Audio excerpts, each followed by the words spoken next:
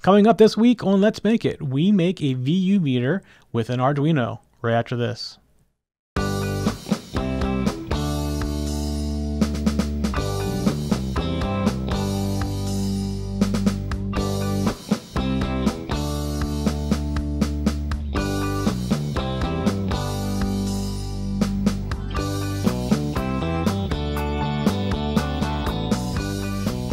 Let's Make It is brought to you by Ting, the new way everyone is getting their cell service. No overage penalties, great rates, keep what you do not use, no contracts, and someone will actually pick up the phone when you need support. Use our link and get $25 off your first month's service or your new phone. Just go to tech-zen.tv/ting to save $25. Hello and welcome to episode 23 of Let's Make It. And this week I'm kind of going solo. I heard from Bob today, and he has had some kind of emergency or something he had to run out for, and he couldn't make it tonight. However, this week was VU meters, and I was kind of my week, so we should be okay. Although I hope everything's good with him. I have not heard from him since he said he had an emergency he had to go run for. So hopefully it was nothing serious. So, before we get too far, I want to remind you, and they're just going to be doing this for the next 5 episodes, up through episode, what would that be, 28, to tell you that the YouTube channel for Let's Make It is being moved to a single channel for TechZen TV. So, if you've been watching the shows on our YouTube channel and you subscribe to them, you need to go, before you forget, to youtube.com/TechZenTV and subscribe over there. The show you're watching right now should be there as well. We're for the next 5 weeks, we're putting them in both locations, but after the 5 weeks are up, it's only going to be in the new location. So if you're watching us right now, before you go too much farther in this video, just go to youtube.com/TechZenTV and hit the subscribe button, and then you can find this episode and restart it, since we're so close in the beginning.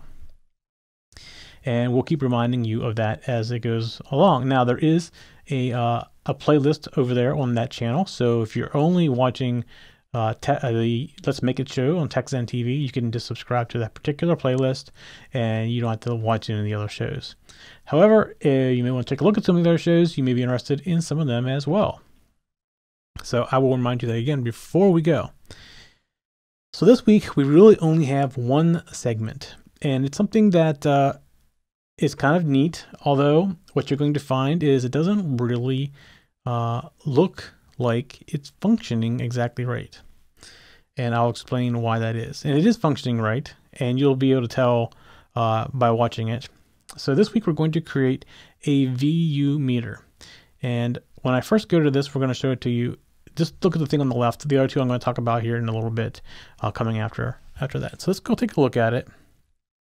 And before we walk through the code, you see on the left, the thing that's bouncing up and down, that is the VU meter. And if I get really quiet,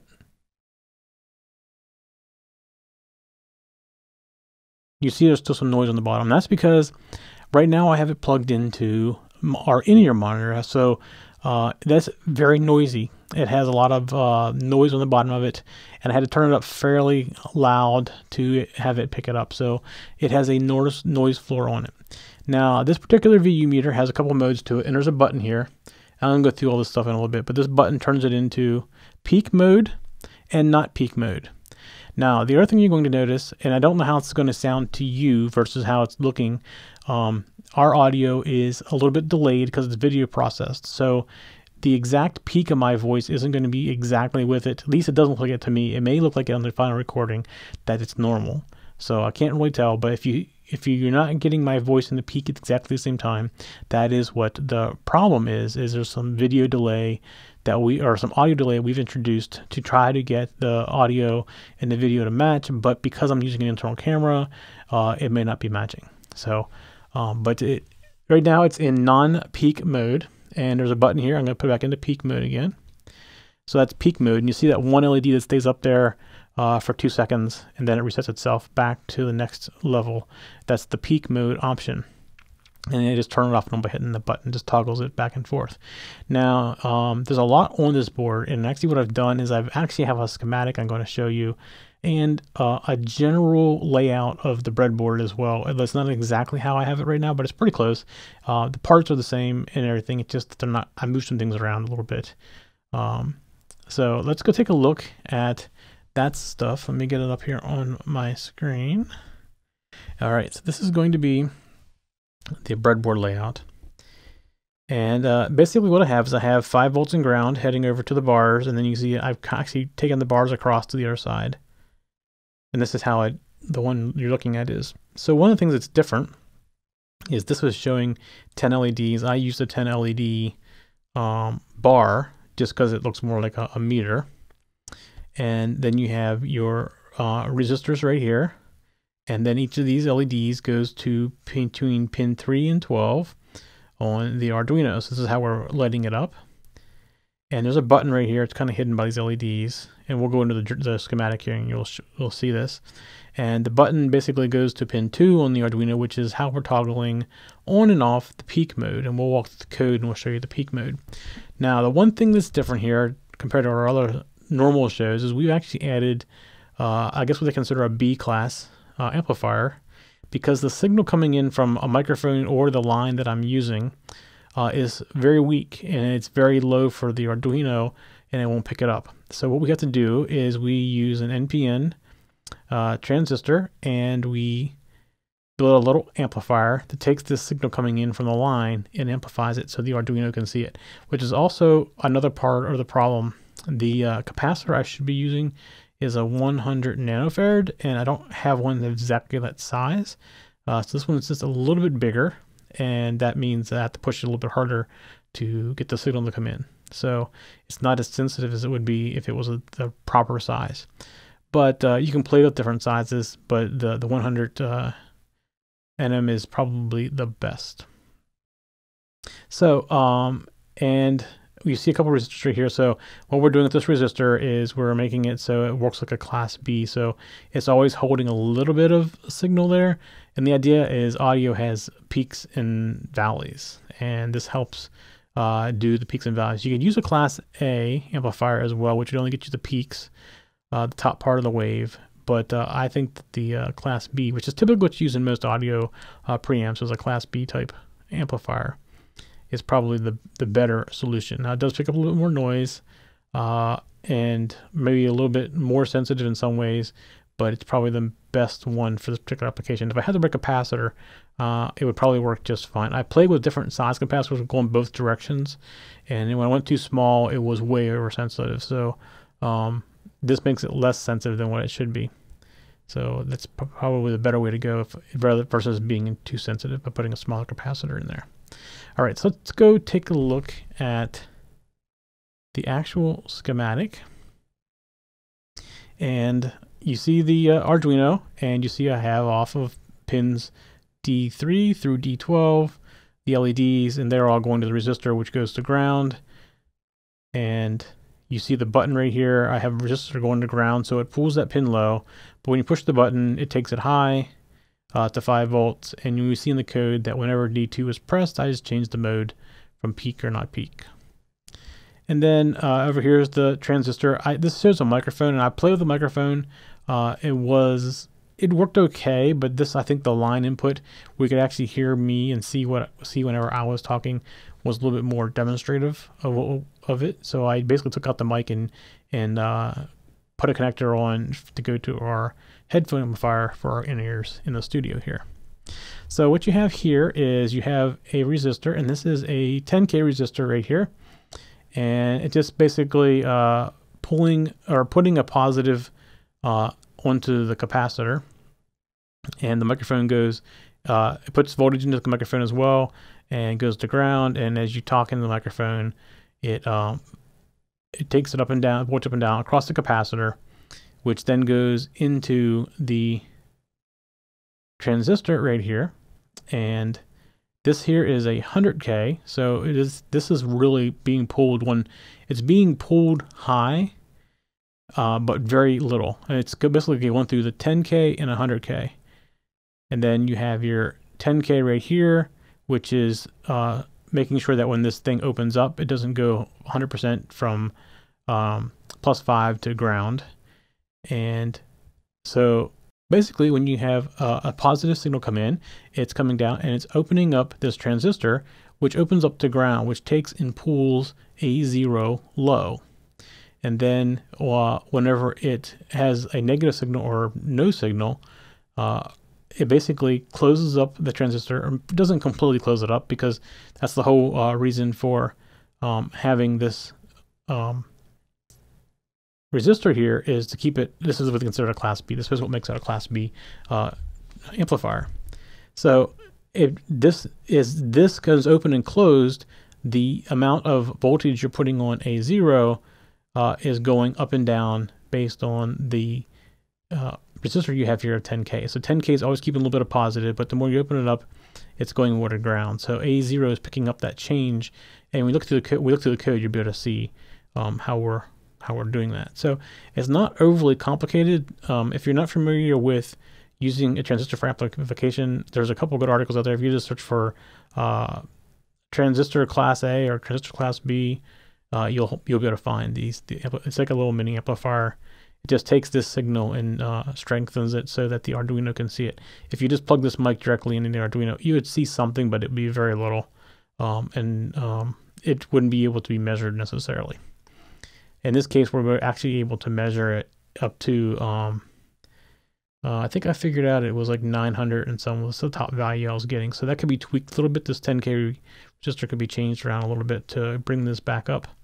But the main reason for this 10K resistor is to not short out basically this transistor. Whenever you would bring positive into it, you would have no resistance in this circle, and it wouldn't be good. So that's what we put that in there for. All right, so let's go over to the actual Arduino code. Let's see, VU meter. Oops, too fast. And let's walk through the code. So the very first thing I do is I create an array of all the pins. So the bottom is pin 3, and that is the bottom LED. And it's pin 4, 5, 6, 7, 8, 9, 10, up to 12. So here's our array of 10 LEDs. Our switch is connected to our data pin 2. And our sound pin that we're going to read in the value from is A0. So we make it equal to 0. By default, we're going to show peak as false. And then we're going to set our peak value on our last peak, and I'll show you how we use last peak. This is something that's, you don't want the peak to always stay there. I mean, you could hold the peak there if you wanted to, but typically you don't want to be the peak that's recent. You don't want to be stuck that whole time. So I'll show you how we use last peak for that. All right, so through our setup, all I'm doing is looping through all the pins, making them all output. This is just easier than putting in LED pins, you know, or pins 2 through whatever, and just copying it. Just makes it a little cleaner by making a little loop. I set our switch pin, which is pin 2, to input. And actually the serial begin was me debugging some stuff. This isn't normally here, so I'll take it out. It looks more like this normally. And so now we go into our loop, and I'm going to digitally read switch pin, which is determining if the button is pressed to change our mode.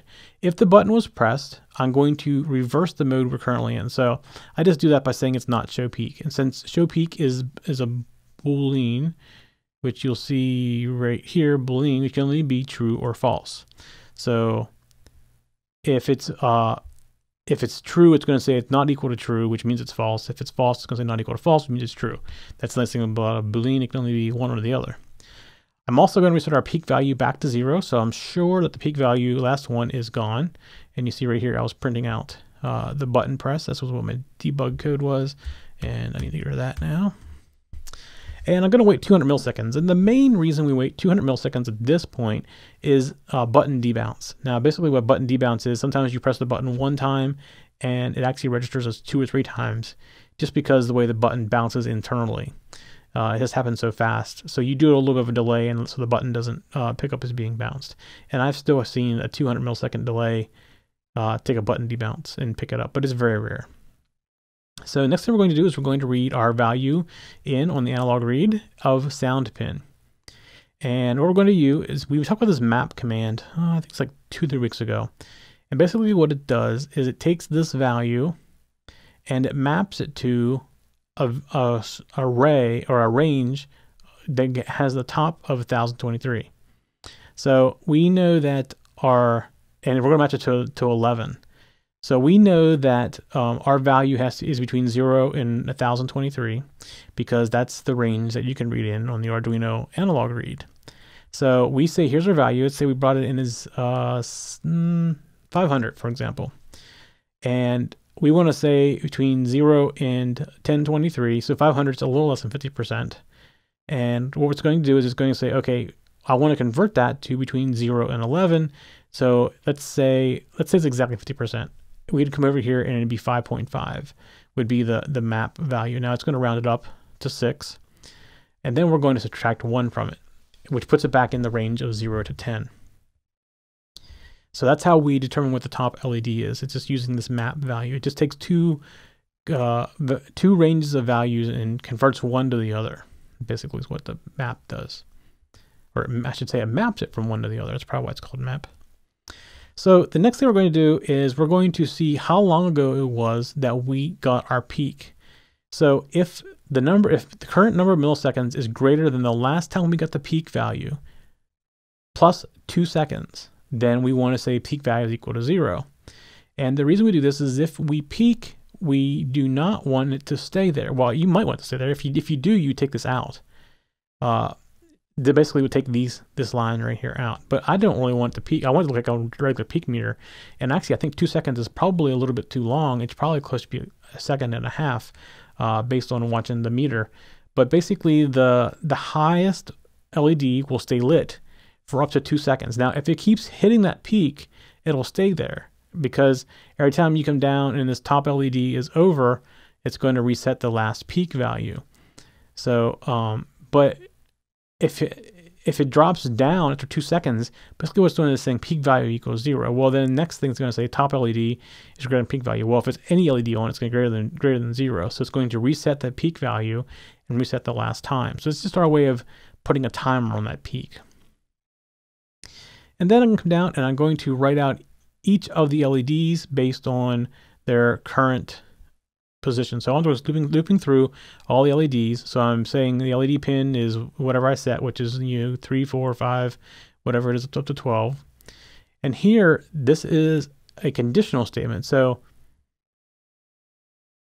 if, man, I feel bad burping. All right, this is a conditional statement. So what it says is if I, which is this loop, is less than or equal to the top LED, or it's show peak and I is equal to the peak value. So if either of these two conditions are true, this is going to be a true statement, which means this LED will turn on. So it's the case where I is greater than the top LED and it's not peaked, then it won't turn on. But if I is greater than the top LED, and here's the OR statement, and it's peaked, or it's peaked and its I is equal to the peak value, then the LED should turn on. So basically we're just saying this double condition statement right here is either true or false when it's evaluated, and that just tells digital write true or false, which means off or on. Now I'm delaying it for 50 milliseconds. I could probably delay it a little bit less than that. I haven't really experimented a lot with this, but I was getting some flickering and I was trying to take care of the flickering by putting a little bit of a delay in here. Although I'm not sure that actually solved the problem, the flickering. So that's it. That is how you can create a really simple VU meter with an Arduino. And I'll put this code up online so that you can download it. And the schematic I'll put up there as well. You can download that and build something for yourself. Now, again, I'll put the right value of the capacitor that should be out there versus the one that I'm using. I think the one I'm using is almost twice the size it should be, but the one that I had was less than half the size that it should have been, and I didn't have anything to kind of fit in the middle there. So that would definitely make it a little bit better. Now, the other thing that should probably be done is putting on the preamp or the amplifier we have in there, the potentiometer, so you can adjust some of the input. Because if you get a very heavy input, you may want to be able to back it down so you're not overdriving the amplifier that's in there. In my case, I'm definitely not overdriving it, so I didn't really worry about it. And as I said, I have it plugged into the amplifier that's right here that goes into our in-ears, and I just got the volume adjusted so that it's so it shows that I'm talking, basically. The problem with that is I had to get it loud enough that there's a noise floor, and the noise floor is definitely showing up in that meter. It's definitely sensitive in that area in the lower end of the noise floor. All right, so while we were over here and we were looking at this, you might have seen the other things that are making all kinds of flickering things on the right over here. And last week we mentioned, and I got these over here, that we have these boards now. So I decided to put some together to show you what they are. So these are basically shift register boards from our previous shows. Actually, I can tell you which one it is. Let's make it 17. It's right on the board. It tells you what show it was from. So I mentioned we're going to start putting these out there to sell. I did have one issue that I'm going to try to fix before I start producing these in any kind of mass. And that is that on this bottom side, we have these little plugs that go into the shield, and this chip is pretty close to the Arduino metal piece that's right here. And if you're not careful, it could short it out. So I'm going to try to move some things around to solve that. The way I solved it with these was a piece of electrical tape right on top of the piece of metal. It's right there, and it's fine. They fit together just fine. Just they do touch with the way the chip is located. And the only other thing, which I'm not sure I'm really going to fix, is the LEDs in the center of this one are not quite straight. When I designed the board, I told it I wanted to center those LEDs, and it said it did, and you can tell it's not centered, but they're turned opposite directions. So I assumed that meant that it was still centered, but it's not. You can't really tell it so much when you're looking at it. This is the one right here that's doing that. So I'm not sure I'm going to worry about it that much. This does use smaller LEDs, mainly because if I want to do the crisscross, the plus sign, and they're too close together for the bigger LEDs like are on this one. So that's why I decided to use the smaller LEDs just to get them all to fit onto this board. But you can see these are actually running the programs that we had in the show, with the exception of this particular one right here. It has a few additional things in it that I've added just to demonstrate the X. Well, the X or the plus, whatever you want to call it. You can put like an X if you want, like that. And as it goes around, you'll see it's a couple of things that I've done just to demonstrate the X. But for the most part, this is the code that Bob showed us in his show. Like right here, we're getting ready to start a couple of things that are new. We just did our flash. Well, I say that, and it's going to make a liar out of me.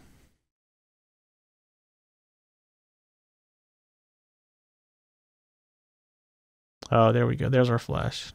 Okay, so there we go. That's some new stuff right there. And then it goes the other direction. Then it does a little bit bigger. Then it does a little weighty thingy, spinny thing. So yeah, a little paddle wave.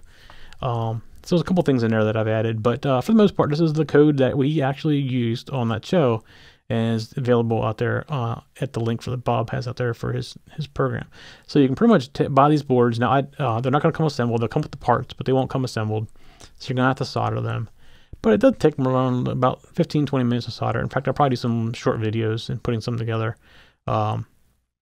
just to show you how easy it is to put them together. It took me 15-20 minutes probably to put them both together. And that was even when I messed one of them up and had to clean it up a little bit. So, and that was me. That wasn't it. It worked fine after I did that. It just happens to be I didn't follow my own instructions, which happens from time to time. So that will be out there very, very soon. In fact, we're going to start doing some more of these shields. Bob and I have been talking about doing some more of the shields here, and I'm not sure what our next shield's going to be. I may make a shield based on today's show. I may just start doing them for every episode and start putting them out there. Of course, I will make sure the right part sizes are in the kit when they come, so that the right capacitor is involved and all that stuff as well. All right, so. Like I said, this week was going to be fairly quick because I only had one thing to talk about, and it was very simple, actually. Much simpler than what I thought it was going to be when I first started it, because I had never done anything like the VU meter in the Arduino. I wasn't sure how easy it's going to be to read that in. And actually, it turned out to be, after I first figured out that the signal coming in was too weak for it to get a good read value from it. It didn't take me long at all to figure out that. I just went out and did a Class B type amplifier with a transistor and tweaked it a little bit because I didn't have the right capacitor based on my calculations, but I'll include make sure the right ones are included and get that fixed up for you. All right, so we've asked you before, and I remember we asked this with Bob on the here one last week before about are we going in depth enough? Like tonight, I put in a transistor. Should I have gone deeper into how the transistor works? I mean, I told you it was an NPN, but do you know what a negative, positive, negative transistor does? Or do we need to go into that detailed level? And we don't mind doing that, but we don't want to do it if something that you don't want. So you really need to give us some feedback as to how deep you want us to go. We typically, if we use an acronym, we try to spell it out a little bit. That's why I said the negative, positive, negative, but most people don't know it. That's what it means. Most people just know it's an NPN and know how it works. The question is, do we need to explain a little bit more how it works? So I need to explain a little bit more about the Class B amplifier theory, that type of stuff. So, but we really, really need your feedback to tell us, where do we need to go and how deep we need to go. We got shows planned out for a long time. In fact, I will tell you approximately how many we have. Let's see, this is episode 23, and we have ideas up through 34 already for shows. It doesn't mean we can't throw other things in there. So we have enough for another 11 weeks, and that's just off the top of our heads. So we can keep on going and going and going.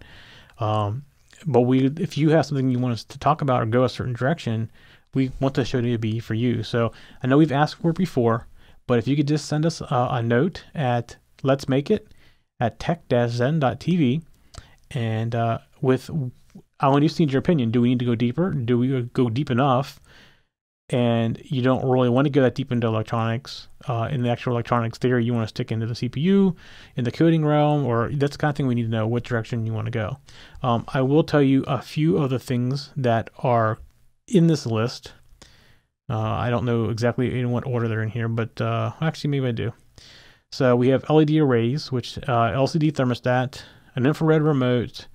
We have a lie detector coming up, motor controllers, and another separate week with separate motors. Then we also have Android and the Arduino, tying them together. So having Android and the Arduino talk. A virtual USB keyboard, which is like using the Leonardo to simulate a keyboard back in. Let's do some things with that. We've actually had somebody ask about this one, time-lapse camera controller, a touch control panel, speech synthesizer. So what other types of things are you looking for? I actually have a couple of them that I'd like to add to this list. I recently had a power issue with a refrigerator and a freezer in the garage and did not know it until everything was ruined. So I do have something I want to make for that. That's a request of my wife. Why don't you make one of these for me? So that's why we'll have to do that. Actually, I'm going to add it to the list right here.